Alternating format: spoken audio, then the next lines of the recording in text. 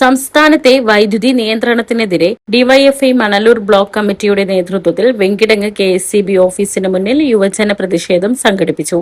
World cup final അടക്കം വരാനിരിക്കെ തുടർച്ചയായി power cut ഉണ്ടാകുന്നത് ആശങ്ക ഉണ്ടാക്കുന്നതാണെന്നും പ്രതിഷേധക്കാർ ചൂണ്ടിക്കാട്ടി. പ്രതിഷേധയോഗം ഡിവൈഎഫ്ഐ ജില്ലാ വൈസ് പ്രസിഡന്റ് ആഷിഖ് വലിയകത്ത് ഉദ്ഘാടനം ചെയ്തു. DYFI Manalur block treasurer Mithun PS അധ്യക്ഷനായി. യോഗത്തിൽ ഡിവൈഎഫ്ഐ ജില്ലാ സെക്രട്ടേറിയറ്റ് അംഗം KU Saritha, block secretary K Sachin, ജില്ലാ കമ്മിറ്റി അംഗം മേഘ്ന MM, അജീഷ് K എന്നിവർ സംസാരിച്ചു.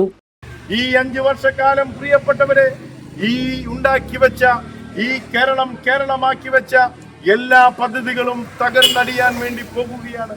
അത് വൈദ്യുതി മേഖലയായി കഴിഞ്ഞാലും, വിദ്യാഭ്യാസ മേഖലയായി കഴിഞ്ഞാലും, പൊതുവിതരണ മേഖലയായി കഴിഞ്ഞാലും എല്ലാ മേഖലയും തകരുന്ന രീതിയിലേക്ക് സഞ്ചരിച്ചു കൊണ്ടിരിക്കുകയാണ്.